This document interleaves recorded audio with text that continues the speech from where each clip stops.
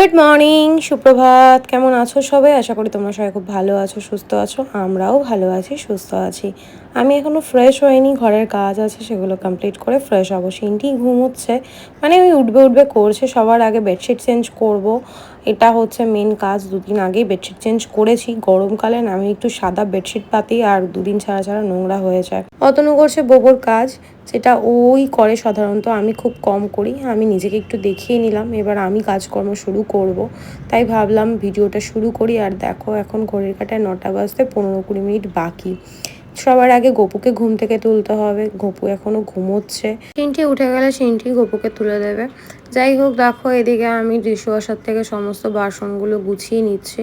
সবাই মিলে যদি কাজ করি তাহলে তাড়াতাড়ি হয়ে যাবে। আজকে সানডে, আমাদের আজকে একটা ইনভিটেশন আছে আমার ফ্রেন্ডের ওয়াইফে। আজকে হচ্ছে বেবি শাওয়ার, সেখানেই আমরা যাব। তো তাই জন্য দিদিকে আসতে বারণ করে দিয়েছি। এমনিতেও সানডে রান্নাঘরে আমার তালা, কারণ রান্না বান্না কিছুই হয় না। আমরা সারাটা দিন বাইরের খাবার দাবারই খাই।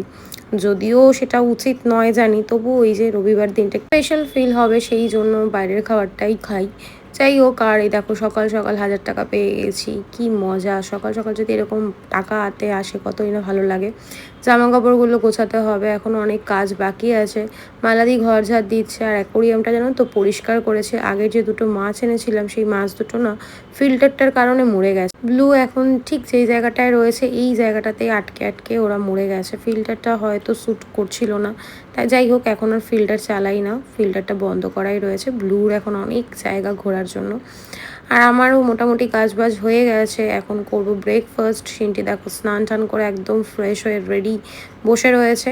অতনু ব্রেকফাস্টটা রেডি করলে আমরা ব্রেকফাস্ট করে নেব। অতনু ব্রেকফাস্ট ওদিকে রেডি করছি, আমি নিজেদেরকে একটু দেখিয়ে নিলাম। কাজ কমপ্লিট করে একটু ফ্রেশ হয়েছি। আর দেখো কি আমি ব্রেকফাস্ট, ম্যাগি, আমাদের দুজনের জন্য ডিম সেদ্ধ, আর সিনটির জন্য ডিমের পোচ। আমার কেন জানি না পোচ খেতে ভালো লাগে না, ডিম জিনিসটা আমার খুব একটা ভালো লাগে না, খেতে হয় তাই খাই।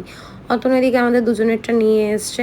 খেতে খেতে একটু টিভি দেখলাম, গল্প করলাম। তারপর দেখো অতনু, সিনটি আর বোবো তিনজনে মিলে দুষ্টুমি শুরু করে দিয়েছে। অতনুকে তো পায় না সারাক্ষণ দুজনের কেউই, ও খুব কম সময় ঘরে থাকে, তাই দুজন যখন পায় না এত পাগলামি করে। অতনু এখানে সিনটিকে মারার অ্যাক্টিং করছে, আর বোবো দেখো রেগে যাচ্ছে, অতনুকে পারলে কামড়ে দেবে এরকম, কেন ও দিদিভাইকে মারছে এরকম করছে। এইরকম চলতেই থাকে আমার বাড়িতে।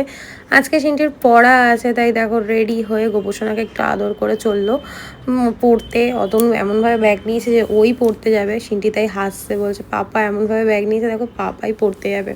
আবার মনে পড়লো যে ও ঘন্টুকে একটু আদর করেনি, আবার ঘন্টুকে আদর করে আবার চলে গেল। মেয়ে আমার চলেও এসছে পড়া থেকে, আর এসে দেখো কত কি কাজ করছে। আজকে আমি কোনো গিফট কিনতে পারিনি, তাই ভাবলাম টাকাই দিয়ে দেবো। টাকা দিয়ে দিলে পরে ও নিজের পছন্দ মতো গিফট কিনে নেবে, সেটা নিয়েই মাতব্বরি শুরু করে দিয়েছে। তারপর দেখো বোবসোনা চলে যাবে এখন, এই জন্য লাফালাফি শুরু করে দিয়েছে। দেবজিৎ চলে এসে, অতনু আর দেবজিৎ মিলে ওকে দিয়ে আসবে দেবজিৎদের বাড়িতে।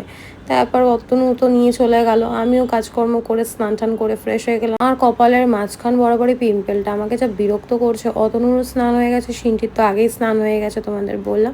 এখন রেডি হব, যাব ওদের বাড়িতে। দেখো রেডি হয়ে গেছি, আমাকে কেমন লাগছে। আর এই পুরীর কটন শাড়িটাই আমি সিলেক্ট করলাম পরবো। আর কেমন লাগছে অবশ্যই কমেন্ট করে জানিও। সিনটিকেও একটা কটনের ড্রেস পরেছে হাকুবা, এটা আমি প্যান্টালুন্স থেকে নিয়েছিলাম, তোমাদের সঙ্গে শেয়ারও করেছিলাম। আমাকে কেমন লাগছে অবশ্যই কমেন্ট করে জানিও। এই ব্লাউজ পিসটা কিন্তু ম্যাচিং আমি খুঁজে কোথাও পাইনি, মানে পুরীর কথাই বলছে, অনেক দোকানে খুঁজেছিলাম কিন্তু ফাইনালি একটা পেয়েছি, কাইন্ড অফ ম্যাচিং হয়নি, তবুও ওই চলে যাওয়ার মতো। আর যে পরিমাণে গরম পড়েছে, আমি কটন ছাড়া কোনো শাড়ির কথা মাথাতেই আনি না। আমার ভীষণ ভালো লাগে পুরীর কটন বলো, হ্যান্ডলুম টাইপের যে কটন শাড়িগুলো আমার ভীষণ ভালো লাগে।